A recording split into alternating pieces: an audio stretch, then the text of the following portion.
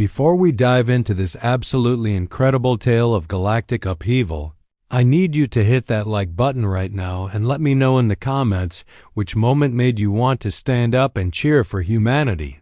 Trust me, what you're about to witness will completely rewrite everything you thought you knew about the power of appearing weak while being incredibly, devastatingly strong.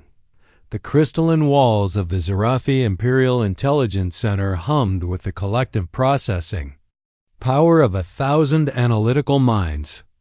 Deep within the fortress moon of Kethval Prime, Intelligence Director Zaxter manipulated holographic displays with his 4 primary appendages, his compound eyes processing data streams that would have overwhelmed most organic brains.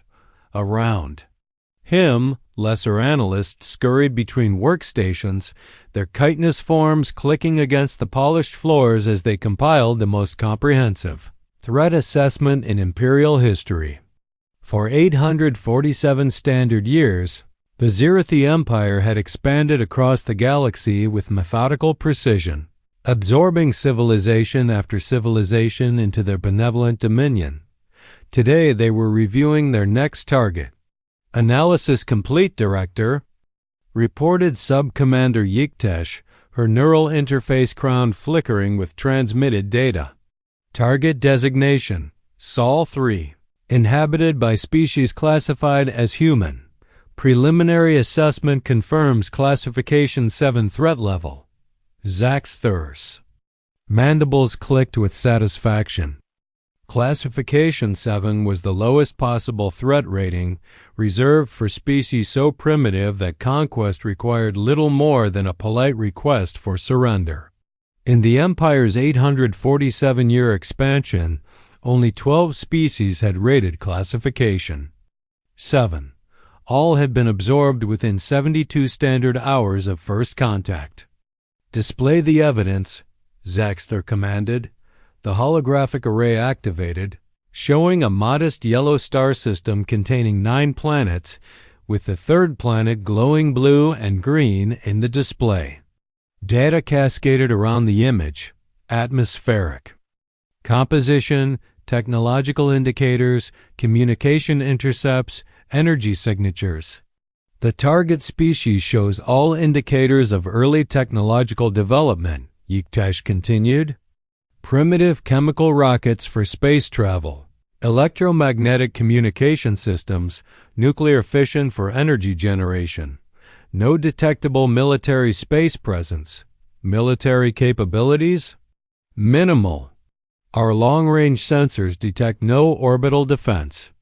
Platforms, no weapon satellites, no defensive installations beyond planetary surface. Their space infrastructure consists entirely of communication relays, scientific research stations, and resource collection facilities. Zaxter studied the data with growing satisfaction. The humans appeared to be exactly what the Empire preferred, a young species with useful technological potential but no capacity for meaningful resistance. Communication intercepts? Entirely peaceful in nature, reported another analyst. Scientific. Collaboration, cultural exchange, philosophical discussions. No military coordination, no preparation for defense, no awareness of our observational presence. The director's compound eyes gleamed. Perfect. What is their political structure? Fragmented into multiple nation-states with frequent diplomatic disputes. No unified planetary government, no coherent military command structure. They appeared to spend more time arguing among themselves than preparing for external threats. Even better, Zaxter manipulated the display to show the Empire's expansion history. Sub-Commander, what was our average assimilation time for the last 12 Classification 7 targets? 43.7 standard hours, Director. The longest resistance lasted 67 hours, and that was due to communication difficulties rather than actual military opposition. And our force allocation for such operations? Standard Peaceful Integration Protocol, 200 ships, minimal armament, emphasis on demonstration rather than destruction. The goal is to overwhelm with displays of superior technology rather than actual combat. Zack's thorough satisfaction was complete. The humans represented everything the Empire had evolved to handle efficiently, a primitive species ripe for enlightenment, with just enough technology to be useful once properly guided and no military capability that could threaten Imperial forces. Prepare the integration fleet, he commanded. Alert Admiral Vex Kaler that he has another routine assimilation mission. Standard 72-hour timeline. As the intelligence center buzzed with preparation activity, none of the Zurithi analysts noticed the small anomaly in their data. Several human communication satellites had briefly transmitted on frequencies that shouldn't have existed, using protocols that no Classification 7 species should have possessed. The transmissions had lasted only 0.003 seconds each, too brief for the Imperial monitoring systems to analyze, but long enough to carry a simple message to receivers. Scattered throughout the Sol system. Condition yellow. Imperial contact imminent. Activate defensive protocols. 3 days later, Admiral Vex Kaler stood on the command deck of the Imperial dreadnought Righteous Enlightenment, reviewing his fleet deployment with the casual confidence of someone who had performed this same operation 47 times before. Admiral was a magnificent example of Zurithi evolution, 3 meters tall, with chitinous armor that gleamed like polished obsidian, 4 arms that could manipulate complex controls simultaneously, and compound eyes that could process visual data across 17 different spectrums. His rank insignia, crystalline structures that grew directly from his exoskeleton, marked him as one of the Empire's most successful expansion commanders. Fleet status? He inquired, his voice carrying the harmonic frequencies that denoted supreme confidence. All ships in position, Admiral, reported Captain Dexmari from the tactical station. Standard peaceful integration formation. Command vessels in primary positions, demonstration platforms at optimal intimidation angles, support craft maintaining perimeter security. Vex Kaler studied the holographic display showing his fleet. Arrayed around the primitive Sol system, 200 ships of various classes, their hulls gleaming with the advanced metallurgy that had made the Empire the galaxy's dominant force. Energy signatures that could be detected from the edge of the system, weapon systems that could crack planets, and shield technology that could deflect stellar radiation. Perfect. Begin the demonstration phase. Target their largest moon for a precision energy discharge. Nothing destructive. We want to impress them, not annihilate them. Admiral, interrupted Communications Officer Tikval, we're receiving transmissions from the target planet. Audio frequency, extremely primitive modulation. Put it through. The bridge filled with the sound of human communication, a babble of different languages, all translated in real time by Imperial systems. What came through was exactly what Vex Kaler expected to hear from a primitive species facing first contact with a vastly superior civilization. ... Unknown vessels detected in outer system ... Unprecedented contact with alien intelligence. ... Peaceful intentions hoped for ... Double quotes ... Representatives prepared for diplomatic contact ... Mandibles clicked with amusement. They were afraid, as expected, but trying to maintain dignity. It was almost endearing. Open communication channel, he commanded. Standard integration protocol. The transmission beam locked onto the strongest communication source on the planet's surface. Vex Kaler drew himself to his full, impressive height, allowing the camera to capture the full majesty of Imperial authority. Primitive beings of the third planet, he began, his voice carrying the harmonic overtones that had convinced 47 species to submit without resistance. I am Admiral Vex Kaler of the Zurithi Empire. Your system has been selected for integration into our benevolent dominion." He paused, allowing the weight of his words to sink in. On the display, he could see the planet's communication networks buzzing with activity as the primitive humans tried to process what they were hearing. "You have 48 standard hours to prepare for peaceful transition. Gather your leaders for formal surrender ceremonies. Compile your technological databases for Imperial review. Prepare your population for enlightenment under Imperial guidance." Another pause. This was usually when the primitive species began broadcasting desperate pleas, offers of tribute, or pathetic attempts at negotiation. "We are not here to destroy you," Vexcaler continued magnanimously. "The Empire seeks to guide young civilizations toward their full potential. Submit peacefully, and your species will find prosperity beyond your current comprehension. Resist, and you will discover why 47 previous civilizations chose wisdom over futility." He gestured to cut the transmission, confident that within hours he would receive the planet's formal surrender.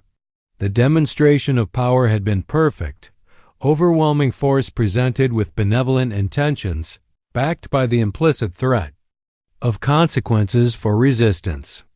"Admiral," Communications Officer Tickvol said uncertainly, "we're receiving a response from the planet." "Excellent. Put it through." But instead of the expected surrender, the voice that came through the speakers was calm, professional, and entirely unimpressed. "This is Director Sarah Chun of Earth Strategic Command," the voice said in perfectly clear galactic standard. "We acknowledge receipt of your ultimatum. However, we're going to need some clarification on a few points." Vexcaler's compound eyes widened. They spoke galactic standard? How was that possible for a classification 7 species? "First," the human voice continued, "under what legal authority are you claiming jurisdiction over this system? We're not aware of any treaties, agreements, or interstellar laws that would grant you such authority." The Admiral's mandibles clicked. With confusion. Legal authority? What primitive species questioned the legal authority of superior beings? "Second, your deadline of 48 hours appears to be arbitrary. We'll need to see the specific regulations that establish this time frame. For what did you call it? Peaceful integration? Third, we're having trouble locating any documentation of your previous 47 integrations in the Galactic Legal Database. Could you provide case numbers and legal precedents for review?" Vexcaler stared at the communication display as if it had personally insulted his ancestors. In 47 previous encounters, no species had ever asked for legal documentation. They had never heard of the Galactic Legal Database. They had certainly never responded to Imperial ultimatums with requests for clarification. And finally, the human voice concluded with a kind of bureaucratic politeness that somehow felt more threatening than direct hostility. "We've forwarded your message to our appropriate departments for review. You should expect a formal response within 7 to 10 business days." The transmission ended. The bridge of the righteous enlightenment fell into stunned silence. In the Empire's entire expansion history, no species had ever responded to first contact by asking for paperwork. "Admiral," Captain Dexmari ventured cautiously, "should we proceed to Phase 2 of Integration Protocol?" Vexcaler's mind raced. Phase 2 involved targeted demonstrations of Imperial power, destroying a few military installations to emphasize the futility of resistance. But according to intelligence, the humans had no military installations to destroy. "Sir," the tactical officer reported, "our sensors are detecting increased activity throughout the system. The humans appear to be mobilizing their space assets." "What kind of space assets?" Vexcaler demanded. "Unknown. We're seeing energy signature increases from what our intelligence classified as scientific research stations and communication relays."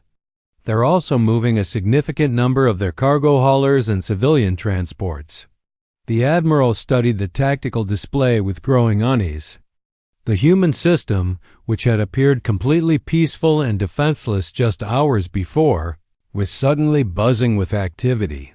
Ships were moving, installations were powering up, and energy signatures were appearing that hadn't been there during the intelligence assessment. Analysis, he commanded. Sir, it appears the humans are attempting to evacuate their most valuable assets before we begin formal integration. Standard fear response for species facing overwhelming force. Vexcaler nodded slowly. That made sense. They were scared, trying to hide their most precious resources before surrendering. It was actually touching in its futility. Very well. They want to play bureaucratic games? Show them why the Empire doesn't wait for paperwork. Begin Phase 2. What happened next would haunt Admiral Vexcaler for the rest of his military career. Director. Sarah Chun stood in the Strategic Defense Command Center buried 3 kilometers beneath the Colorado Rockies, watching displays that showed the true scope of humanity's preparations for this moment. Around her, officers and analysts worked with the calm efficiency of people who had spent years preparing for exactly this scenario. Status report, she requested quietly. All defensive assets online and operational, reported Colonel Marcus. Webb from the Tactical Coordination Station. Solar collection arrays have rotated to combat configuration. Luna Base fortress systems are fully active. Asteroid belt installations are powered and ready. Stealth network? Operational and undetected, replied Major Elena Vasquez from the Covert Operations Desk. The Empire still shows no awareness of our distributed defense grid. They're reading our weapons platforms as mining equipment and research stations. Intelligence penetration? Complete, reported Captain James Rodriguez with obvious satisfaction. We have full access to their communication networks, tactical databases, and strategic planning systems. They've been using the same encryption protocols for 847 years. Chen allowed herself a small smile. For 15 years, humanity had been preparing for this moment, ever since long-range sensors had detected the expanding Zerathi Empire and its methodical absorption of younger civilizations. While the galaxy had seen human space as an insignificant backwater populated by primitives, humanity had been working very hard to maintain that impression. Dr. Park, she called to the Xenopsychology station, confirm Empire's psychological profile. Profile. Confirmed, Director, replied Dr. Susan Park, studying displays that showed decades of behavioral analysis. The Zerathi Empire operates on principles of overwhelming superiority and inevitable surrender. They've never encountered meaningful resistance from a primitive species. Their entire military doctrine is based on intimidation and rapid psychological victory. Weaknesses? Significant overconfidence, rigid tactical thinking, and complete dependence on technological superiority. They expect enemies to behave according to their experience with previous targets. They have no contingency plans for opponents who don't follow expected patterns. Perfect. Chun turned to the communication station. Captain Rodriguez, did our response have the desired effect? Absolutely, Director. Imperial communications are buzzing with confusion about our legal questions. Admiral Vexcaler is consulting with his superiors about how to handle bureaucratic primitives. They're completely off balance. The main display activated, showing the Imperial fleet in orbit around Earth, 200 ships arranged in the standard intimidation formation that had convinced 47 species to surrender without resistance. They're beautiful ships, observed Colonel Webb. Shame about what's going to happen to them. Director, called the sensor operator, Imperial forces are beginning Phase 2 of their integration protocol. They're targeting Luna Base for a demonstration. Strike. Chun's expression hardened. Then it's time to stop pretending we're defenseless. All stations implement Operation Sunburst. Let's show them what humanity considers an appropriate response to threats. Across the Sol system, installations that had masqueraded as peaceful research facilities began their transformation. Solar. Collection arrays that had appeared to be simple energy-gathering stations rotated to reveal focused beam weapons capable of melting asteroids. Communication satellites deployed weapon systems that had been disguised as transmission equipment. Mining platforms in the asteroid belt unveiled railguns that could accelerate projectiles to significant percentages of light speed. But the most dramatic transformation occurred on Luna Base, the moon's surface, which had appeared to contain nothing more threatening than scientific research stations, suddenly bristled with defensive installations. Massive hangar doors opened to reveal fighter squadrons. Weapon emplacements emerged from concealed positions. Shield generators activated, creating a defensive barrier that made the lunar surface shimmer with protective energy. And from hidden launch bays scattered across the moon's far side, a fleet of human warships emerged, vessels that had been constructed in secret over 15 years. Using technology reverse-engineered from captured Imperial equipment and improved by human innovation. Imperial fleet is responding with shock and confusion, reported the sensor operator with obvious satisfaction. Their communications are flooded with disbelief. Quote, "This is impossible. Our intelligence was perfect." "Remind them," Chen said calmly, "that our intelligence was better." Admiral Vexcaler stared at his tactical display in complete disbelief as the defenseless human system revealed itself to be the most heavily fortified target the Empire had ever encountered. "How?" he whispered, his compound eyes trying to process what couldn't be possible. "How did they hide all of this?" "Sir," his tactical officer reported with a trembling voice, "the humans didn't hide their defenses. They disguised them. Every installation we identified as civilian infrastructure was actually a military asset in camouflage." "That's impossible."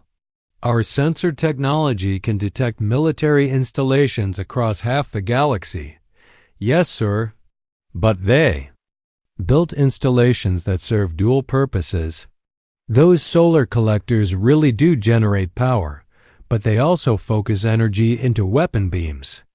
Those communication satellites really do handle data transmission, but they also coordinate defensive fire. Those mining platforms really do extract resources, but they also manufacture ammunition."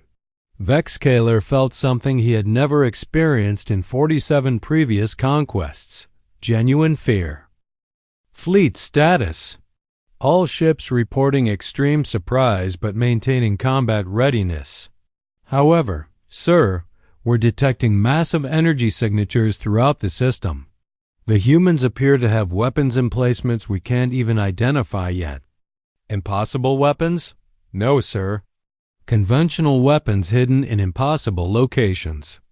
Before Vexcaler could process this information, his communication officer reported an incoming transmission from the planet.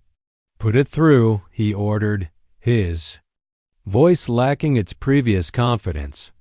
Director Chun's voice filled the bridge again, but this time it carried a tone that made even veteran Imperial warriors uncomfortable. "Admiral Vexcaler," she said, "thank you for giving us the opportunity to clarify our earlier questions. Having reviewed your ultimatum and observed your actions, we have prepared our formal response." "State your surrender terms," Vexcaler said, though his voice carried less certainty than before. "Actually, Admiral, we'd like to make you a counteroffer. You have 30 minutes to withdraw your fleet from this system. Any ships remaining after that deadline will be considered hostile assets and dealt with accordingly." "You dare threaten the Imperial fleet?" "We're not threatening anyone, Admiral. We're simply clarifying our position." You see, for the past 15 years, we've been aware of your empire's expansion. We've studied your tactics, analyzed your weaknesses, and prepared accordingly.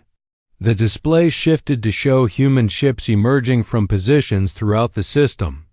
Vessels that had been hiding among asteroids, concealed in planetary rings, disguised as space debris.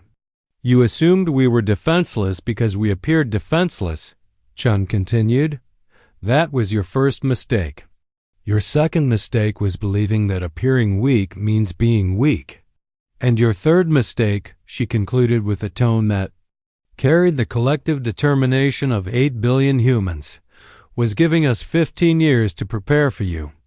Admiral Vexcaler's compound eyes processed the tactical display with growing horror as more human assets revealed themselves throughout the Sol system.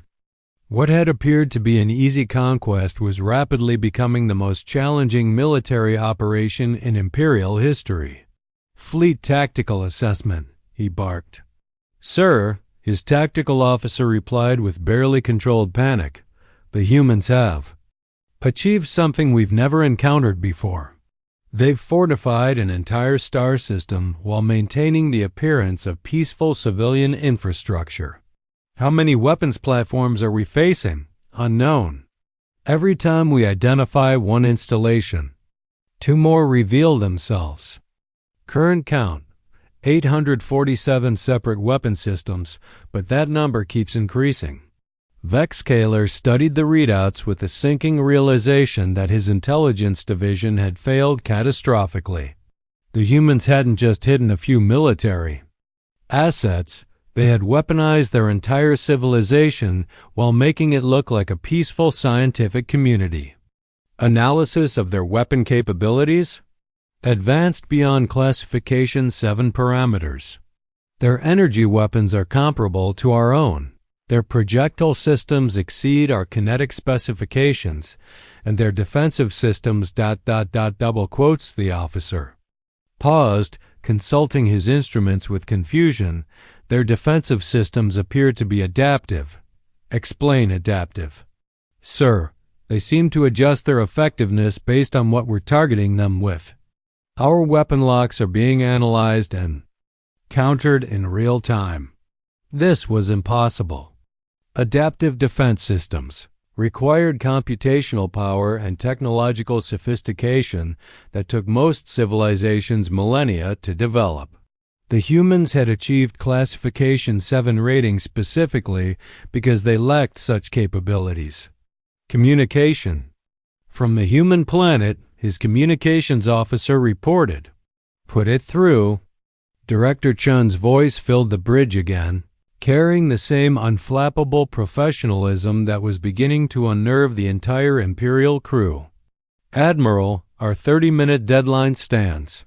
However, we thought you might benefit from understanding exactly what you're facing. Please observe. The display activated, showing a view of the human system from an external perspective. What followed was a demonstration that redefined Vexcaler's understanding of military engineering. One by one, human installations throughout the system powered up to full operational status. Solar collectors rotated to reveal weapon arrays that could vaporize asteroids. Mining platforms deployed railgun systems with ranges measured in astronomical units. Communication satellites unleashed electronic warfare packages that immediately began infiltrating Imperial systems, but the most shocking revelation was Earth itself. The planet's surface began to bristle with defensive installations that rose from concealed positions. Mountain ranges opened to reveal missile complexes. Ocean platforms surfaced with energy weapon systems. Even the planet's orbital elevators deployed weapon systems that had been disguised as cargo handling equipment. Impossible, Vexcaler whispered. They've turned their entire civilization into a fortress. Not turned, Chun's voice corrected, somehow detecting his comment. Built. For 15 years, every human construction project has served dual purposes. We've been building our defenses while maintaining the appearance of peaceful development. The demonstration continued as Earth's moon revealed the full extent of its transformation. What the Empire had identified as a simple research outpost was actually a military installation that rivaled the defensive capabilities of Imperial fortress worlds. Your intelligence assessment was correct in one respect, Chun continued. We are a young species with primitive technology compared to galactic standards. But we're also a species that learns very quickly and prepares very thoroughly. This is your final warning, Admiral. Withdraw now, or discover why 48 previous Imperial fleets should have been more careful about their target selection. Vexcaler's mind reeled. 48? The Empire had only conducted 47 integration operations. Communications, he ordered, verify the human statement about 48 fleets. A few moments of frantic checking later, his officer replied with a voice full of dread. Sir, Imperial records confirm only 47 integration operations. The humans appear to know something we don't. Fleet Commander, came a transmission from Imperial High Command. You will proceed with integration immediately. The Empire does not withdraw from primitive species regardless of defensive preparations. Vexcaler stared at the tactical display, showing thousands of human weapon systems arrayed throughout the Sol system. His orders were clear, but his tactical situation was impossible. Very well, he said, his voice carrying the resignation of someone facing an unwinnable battle. All ships, begin attack formation. Target priority installations for destruction. Sir, his tactical officer interrupted. Which installation should we classify as priority? The humans appear to have weaponized everything in their system. Begin. With their apparent command center on the third planet's largest continent. Admiral, the sensor operator called out, we're detecting massive energy buildup throughout the human system. They're preparing to respond. What happened next became known throughout the galaxy as the Battle of Sol, though most military historians agreed that calling it a battle was unfair to the concept of fair combat. The Imperial fleet, arranged in the intimidation formation that had convinced 47 species to surrender, found itself facing an enemy that had spent 15 years preparing for this exact moment. Human weapons opened fire with precision that spoke of extensive target practice and intimate knowledge of Imperial ship design. The first wave of human attacks targeted Imperial communication systems with electronic warfare packages that had been designed specifically to counter Zerathi technology. Within minutes, Imperial fleet coordination was compromised as their own communication networks were infiltrated and corrupted.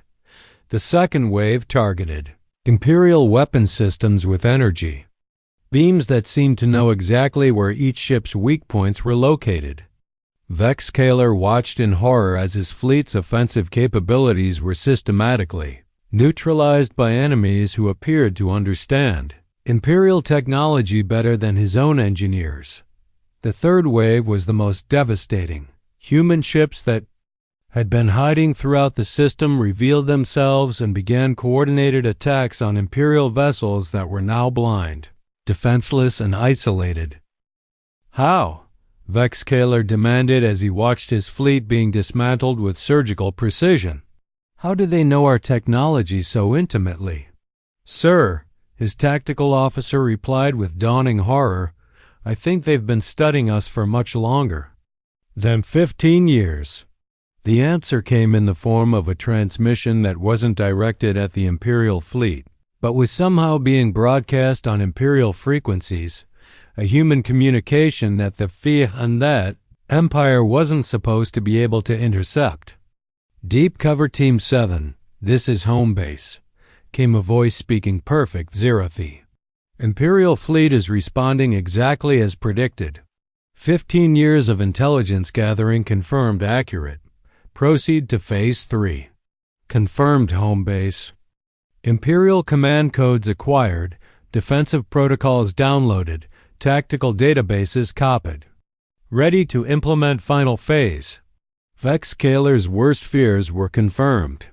The humans hadn't just been preparing defenses for 15 years, they had been infiltrating the Empire itself.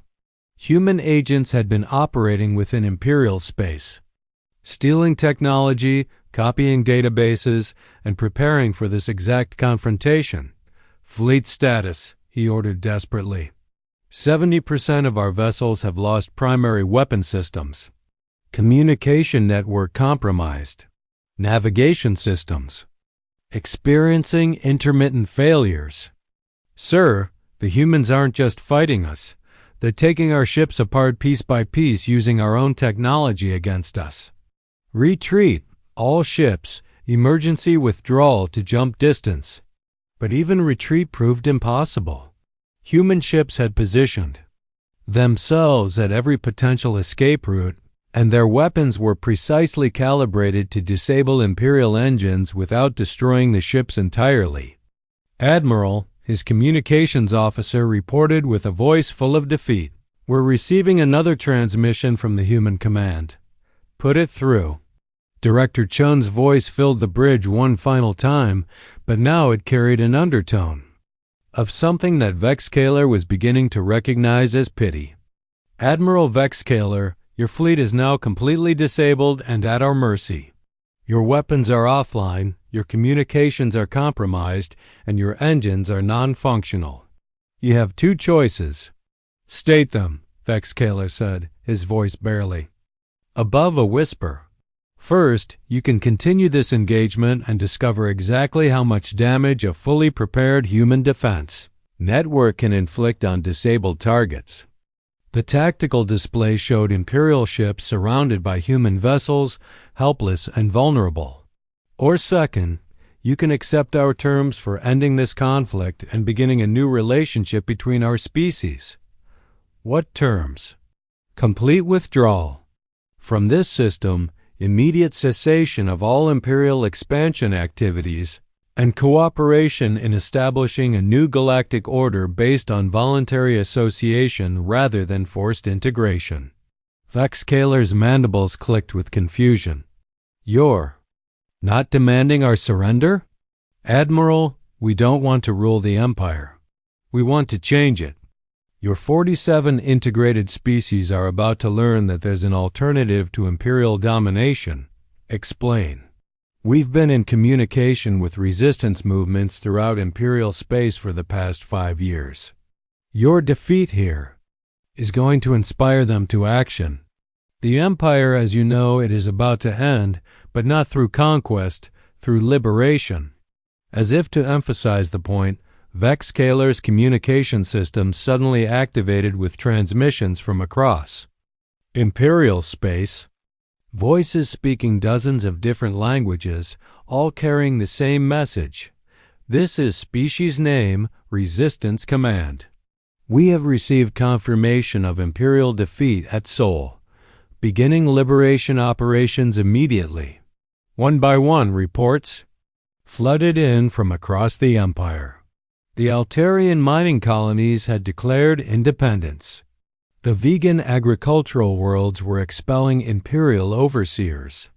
The Centauri research stations had seized control of their installations. 40-7 species that had been peacefully integrated over 847 years were simultaneously rising in rebellion, inspired by the news that someone had finally defeated an Imperial fleet.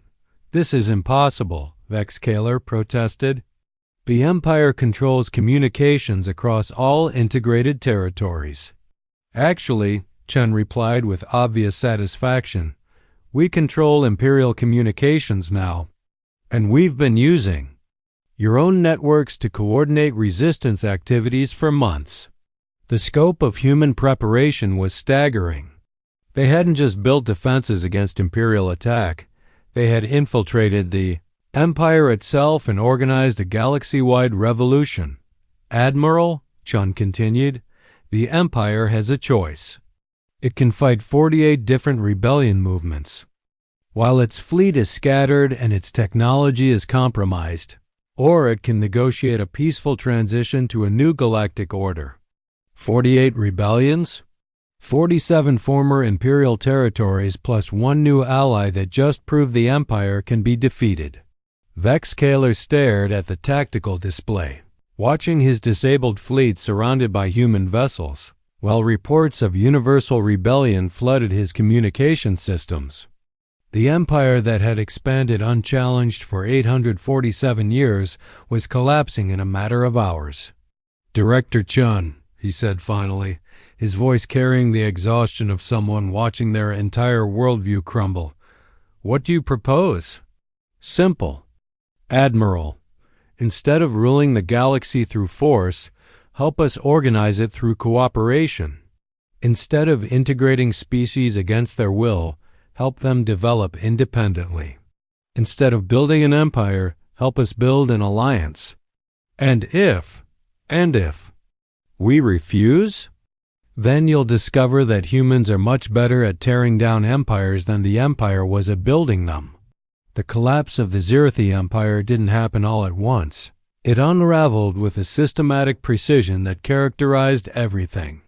Humans did once they stopped pretending to be harmless. In the command center beneath Colorado, Director Sarah Chen watched holographic displays showing simultaneous liberation movements across 47 star systems.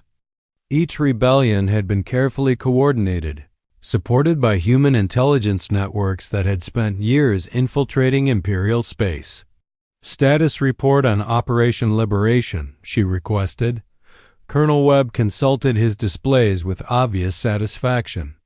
All rebel movements proceeding according to schedule. The Altarian mining colonies achieved independence 6 hours ago. The vegan agricultural worlds expelled their Imperial overseers 4 hours ago. The Centauri research stations are now under local control. Resistance from Imperial forces? Minimal and decreasing. Most Imperial garrison commanders are requesting instructions from High Command, but Imperial communications are completely compromised. Our electronic warfare teams have been feeding them contradictory orders for the past 8 hours. Chun nodded approvingly.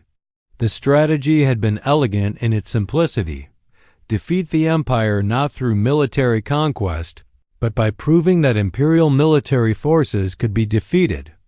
Once that myth was shattered, the political structure built on intimidation would collapse under its own weight. "Dr. Park, psychological assessment of Imperial response?" "Proceeding exactly as predicted," replied Dr. Susan Park from her Xenopsychology. Station. The Zirathi Empire was built on assumptions of technological and military superiority. Their entire social structure depends on the belief that resistance to imperial authority is futile. And now? Now they're discovering that not only can they be defeated, but they can be defeated by a species they classified as primitive. It's causing a fundamental crisis of confidence throughout their command structure. The main display activated, showing Admiral Vex Kaler aboard his disabled flagship. The once proud Imperial commander now looked like someone who had spent the past 12 hours having his fundamental beliefs systematically destroyed. "Director Chun," his voice carried across the communication channel, "I have been authorized by Imperial High Command to discuss terms for ending this situation." "I'm listening, Admiral." "The Empire is prepared to withdraw from this system and classify human space as off-limits to Imperial expansion." Chun's expression didn't change. "That's not enough, Admiral. What more do you want?" "We're offering to leave you alone. We don't want to be left alone. We want you to stop doing to others what you tried to do to us." Vex Kaler's compound eyes registered confusion.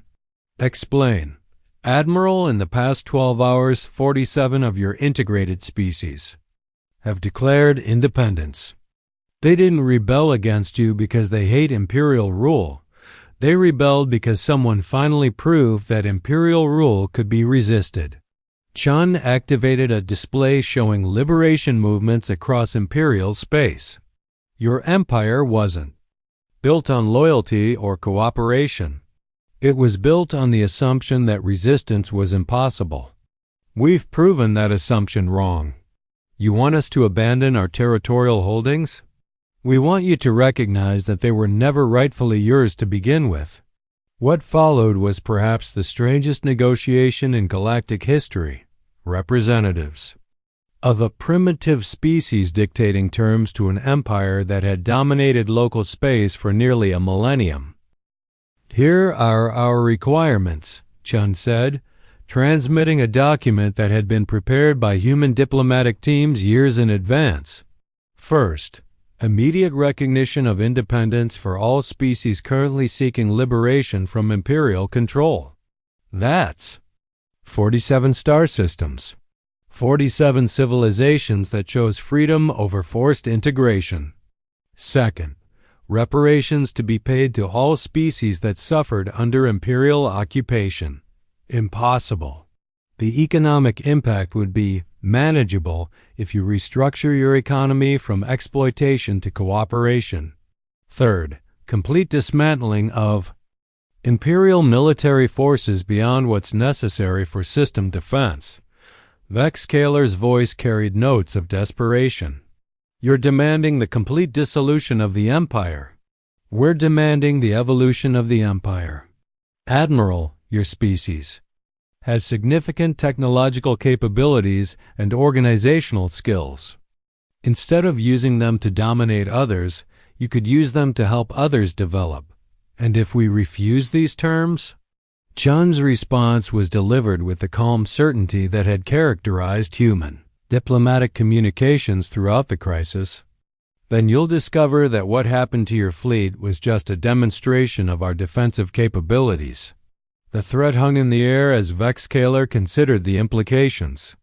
His tactical displays showed imperial space in chaos, with liberation movements succeeding faster than imperial forces could respond.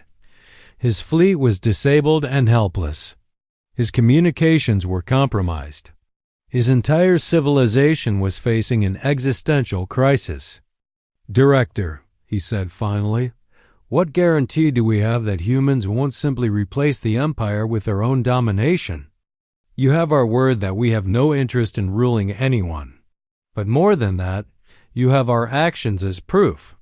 Chun activated another display showing human activities throughout the Sol system. "Admiral, we've had your fleet at our mercy for 12 hours. We could have destroyed every ship, captured every crew member, and used your technology to build our own empire. Instead, we've provided medical assistance to your wounded, repaired your life support systems, and offered your crews comfortable accommodation while we negotiate. Why? Because empires are built on the assumption that might makes right. We believe that cooperation makes everyone stronger." The philosophical difference was fundamental.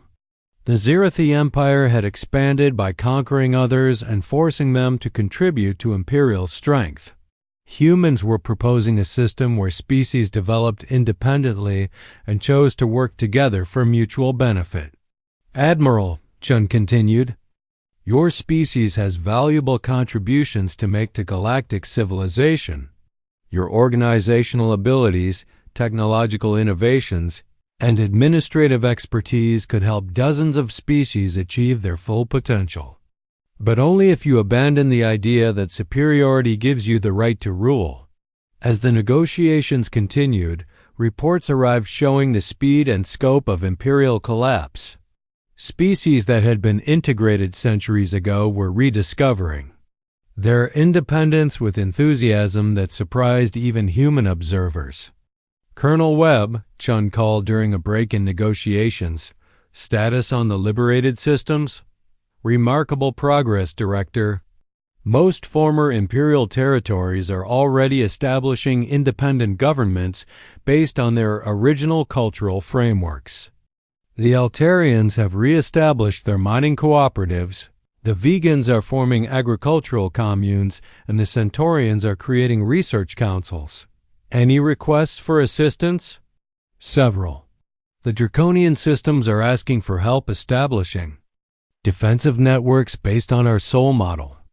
The Aquatic Alliance wants consultation on adaptive technology integration. The Crystalline Confederacy is requesting partnership agreements for scientific exchange.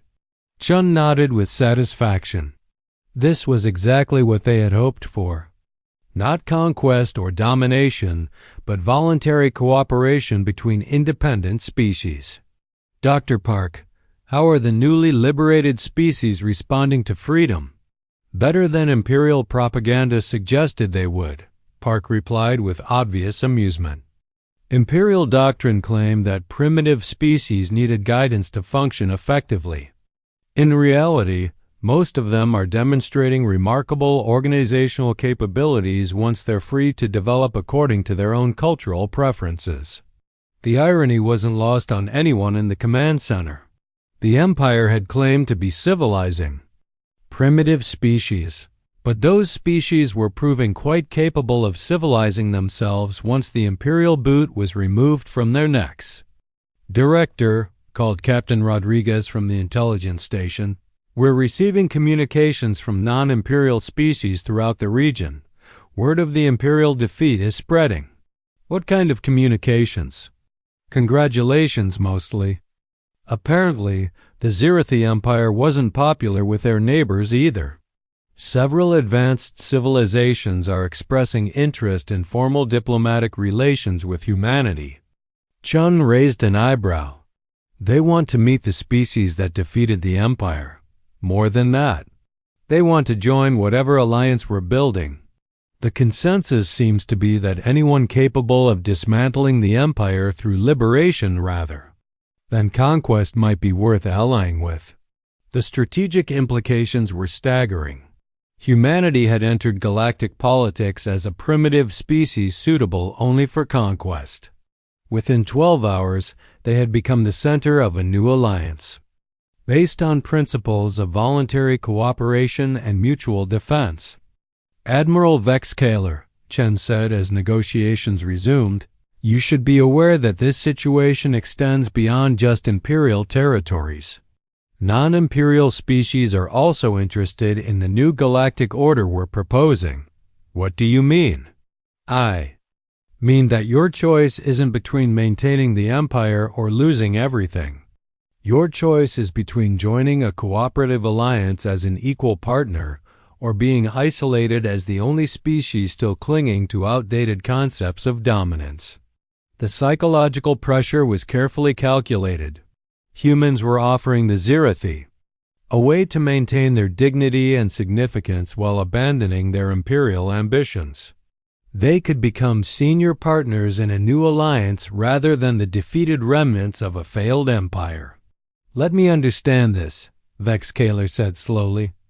You're proposing that the Empire abandon territorial conquest in exchange for membership in an alliance of independent species? We're proposing that your species redirect its considerable capabilities toward cooperation rather than domination.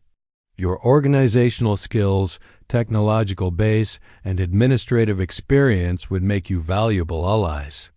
And our territorial holdings would become independent systems with whom you could establish mutually beneficial relationships.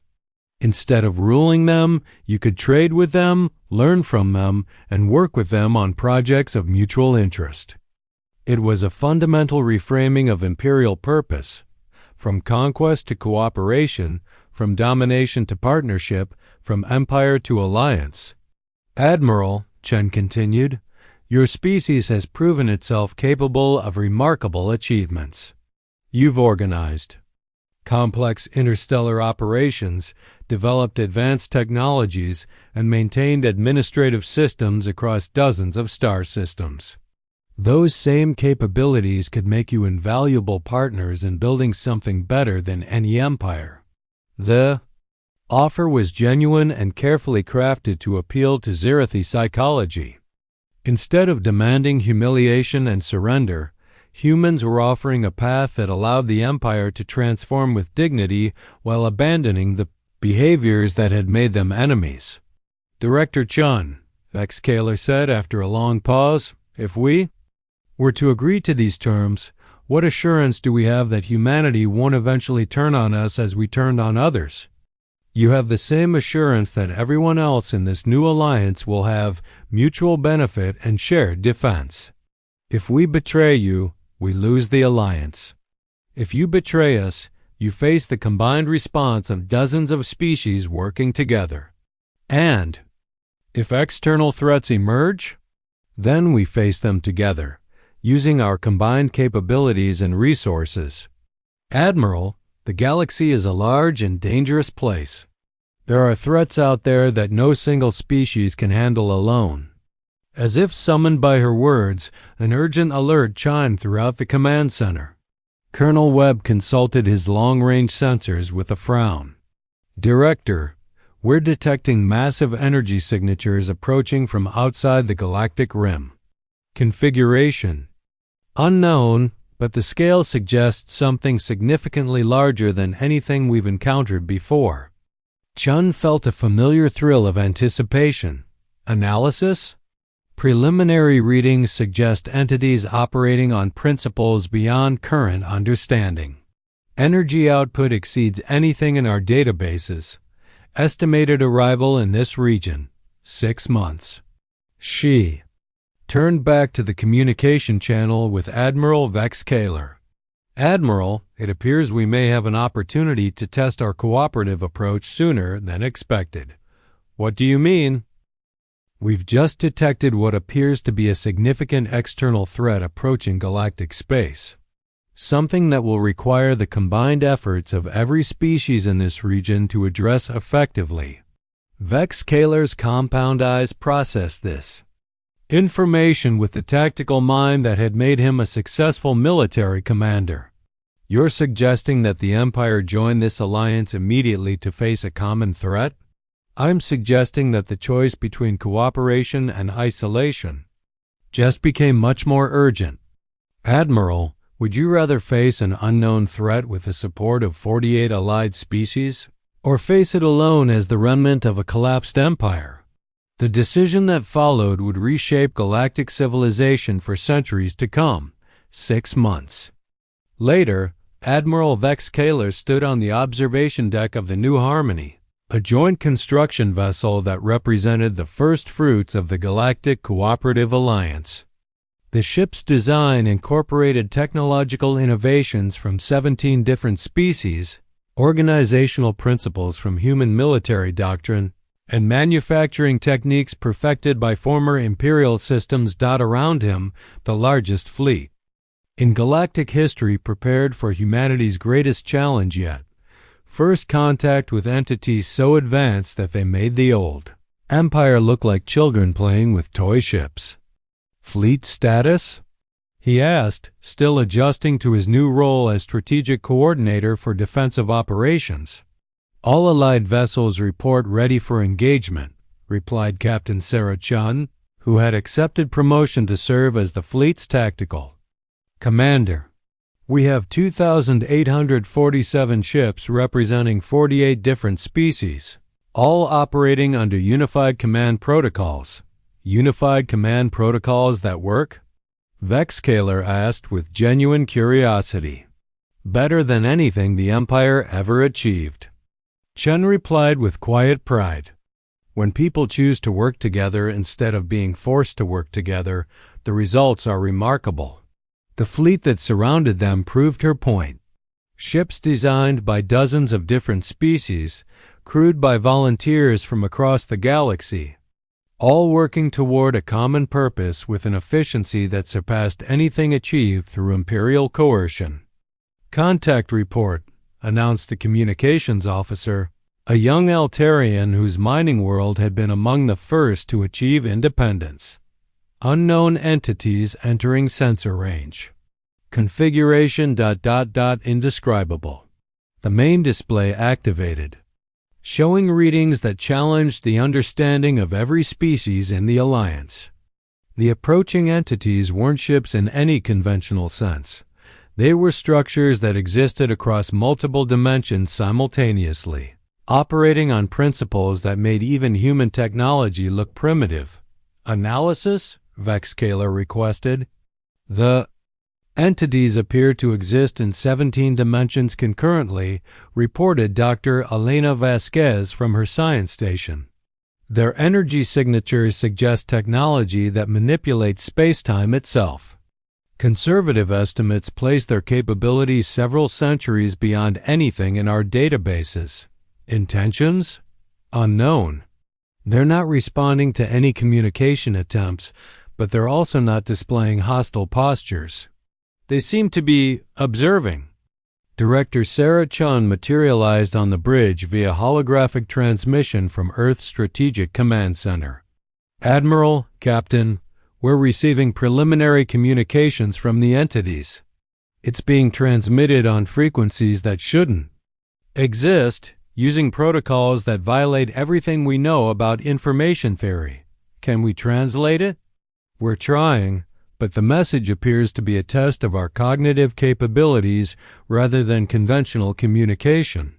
They're sending us mathematical proofs that require collaboration between multiple species to solve. Vex Kaler felt a familiar sense of recognition. They're evaluating our ability to work together. That's our assessment as well, Chun confirmed. The mathematical problems can only be solved by combining the computational capabilities of biological minds, artificial intelligences, and quantum mechanical systems working in perfect coordination. In other words, Captain Chun added, they're testing whether we've truly achieved the cooperation we claim, or whether we're just multiple species pretending to work together. Over the following hours, the fleet became a massive collaborative research project as species that had been enemies just months before worked together to solve mathematical challenges that none of them could have addressed alone.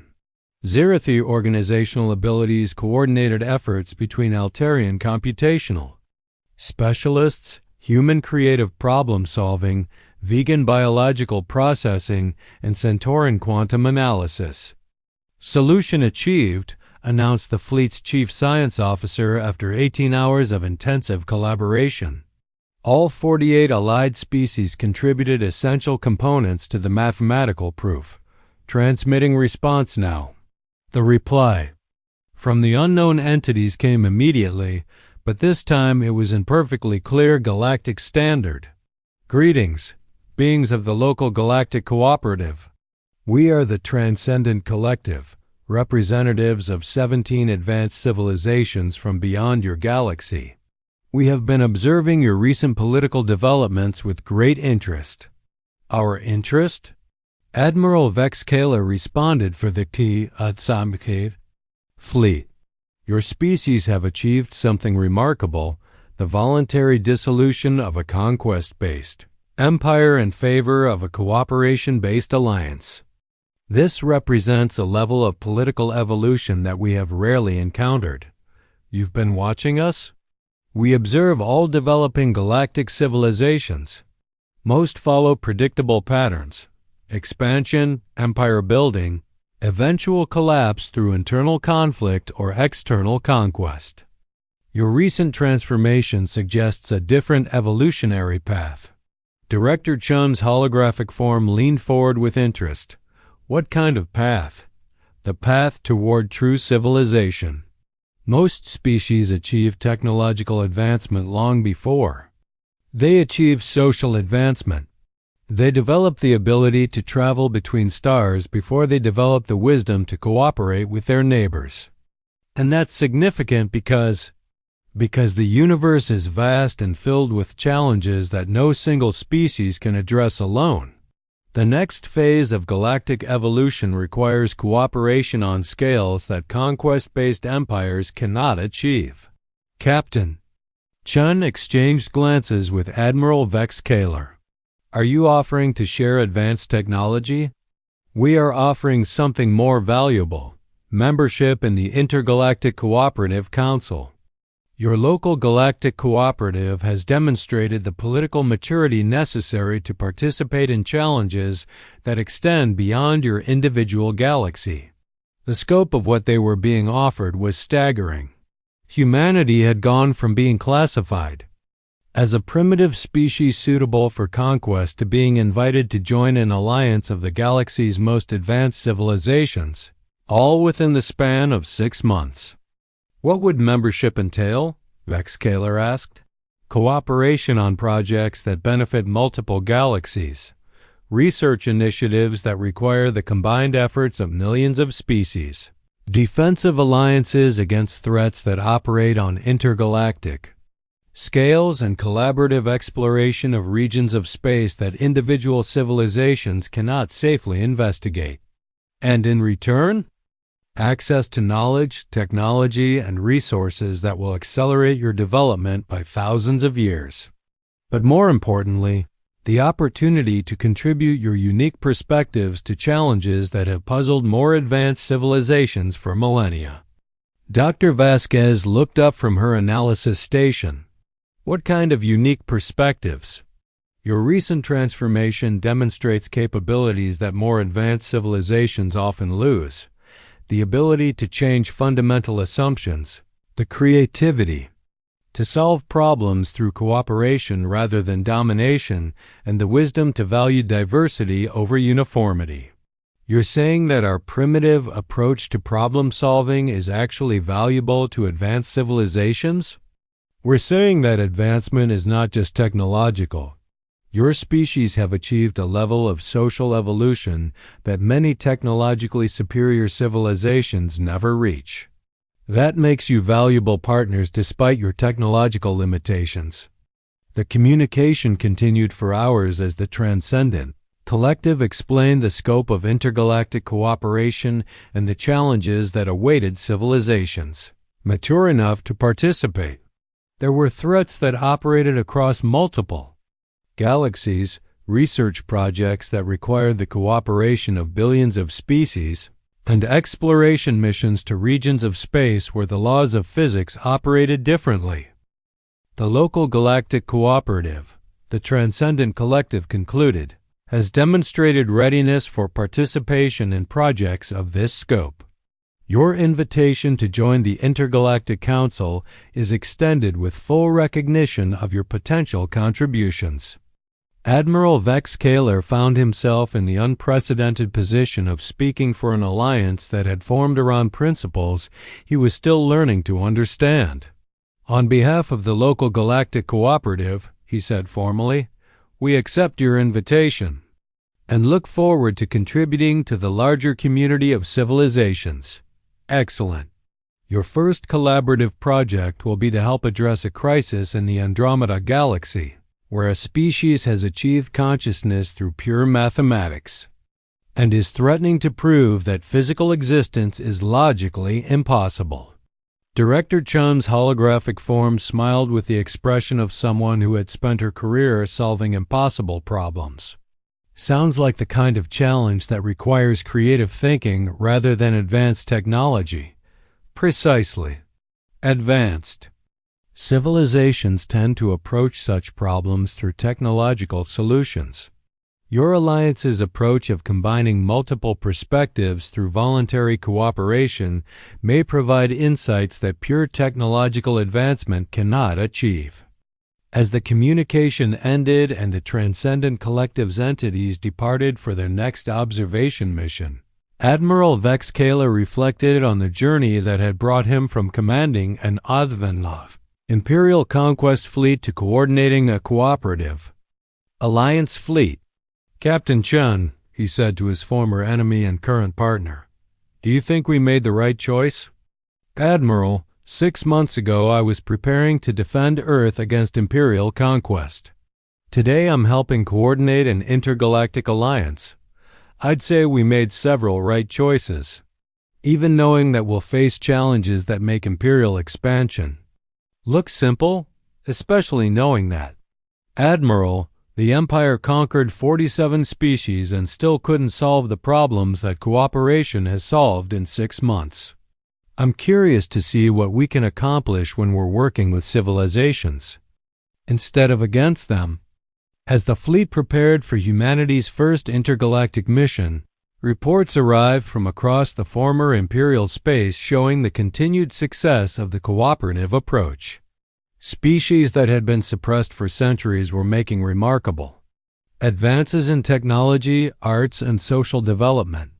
Trade networks based on mutual benefit were proving more efficient than imperial resource extraction. Scientific collaborations were producing innovations that surpassed anything achieved through imperial research programs. "Admiral, Captain," Chun said as they watched the star charts showing their route to Andromeda, "I think we've proved something important." "What's that?" "That appearing weak while being strong is more effective than appearing strong while being weak." Vexcaler's mandibles clicked in what had become his equivalent of human laughter. The Empire appeared strong through intimidation and conquest, but was actually weak because it depended on the submission of others. Humanity appeared weak through peaceful cooperation, but was actually strong because it could inspire others to work together. And now? Now we're about to discover whether cooperation can solve problems that conquest never could. As the fleet engaged its intergalactic drive systems and departed for their first mission beyond the galaxy, the transformation was complete. The species that had once been dismissed as defenseless primitives were now leading an alliance of 48 civilizations on missions that would determine the fate of multiple galaxies. Behind them, they left a galaxy where cooperation had replaced conquest, where diversity was valued over uniformity, and where the strength to appear weak had proven more powerful than the weakness of appearing strong. The universe, it seemed, was full of species waiting for someone to prove that there was an alternative to domination and conquest. And humanity, with their gift for appearing harmless while being incredibly dangerous, had become the proof that cooperation could accomplish what force never could. 5 years after the transformation of the Zirithi Empire, Professor Kethfer published his analysis of what became known as the Soul Paradigm, the first recorded instance of a species achieving galactic significance through strategic weakness rather than demonstrated strength. The key insight, Kethver wrote, was humanity's understanding that perception could be weaponized more effectively than technology. By appearing defenseless while being incredibly well prepared, they had turned their enemies' assumptions into their greatest advantage. The humans, his report concluded, prove that the most effective defense is not just being strong, but convincing your enemies that you are weak until the moment you choose to demonstrate your strength. They weaponized underestimation itself. The Soul Paradigm had become required study at military academies throughout the intergalactic cooperative, with species learning to question their assumptions about potential threats and allies alike. Perhaps the most important lesson was philosophical rather than military. Humanity had shown that strength used to liberate others was more powerful than strength used to dominate them. They had torn apart an empire not through conquest, but by offering its subjects something better than what they were losing got as admiral. Vexcaler noted in his own memoirs, "We thought we were conquering a defenseless species. Instead, we discovered that the most dangerous opponents are those who are strong enough to appear weak, wise enough to appear foolish, and confident enough to let their enemies defeat themselves. The galaxy is safer now because someone proved that appearing defenseless, while being incredibly dangerous, is more effective than appearing dangerous while being secretly vulnerable. And perhaps that is the most human gift of all, the ability to turn your greatest apparent weakness into your enemy's fatal mistake. Hey there, incredible humans. If this story of strategic deception and cooperative strength didn't give you chills, I don't know what will. We've just witnessed the ultimate expression of human cunning appearing, so harmless that our enemies defeat themselves through their own overconfidence. Think about this. While the galaxy saw primitive humans with simple technology, we were actually building the most sophisticated defensive network in galactic history and making it look like civilian infrastructure. We didn't just defeat an empire. We inspired 47 species to liberate themselves and created an alliance. That caught the attention of intergalactic civilizations. I want to know, have you ever succeeded by letting people underestimate you? Drop a comment below telling me about a time when appearing weak or harmless actually gave you the advantage. And smash that like button if you believe that sometimes. The most dangerous thing you can do is look absolutely harmless. I've got another mind-blowing story coming up about what happens when humans accidentally become the galaxy's most feared species just by being friendly neighbors. Trust me, you won't believe how we turn simple human kindness into something that terrifies entire civilizations. Until next time, remember, sometimes the best way to protect yourself is to let your enemies think they don't need to protect themselves from you. And when they finally realize their mistake, it's already far too late. Stay strategically underestimated, fellow defenders.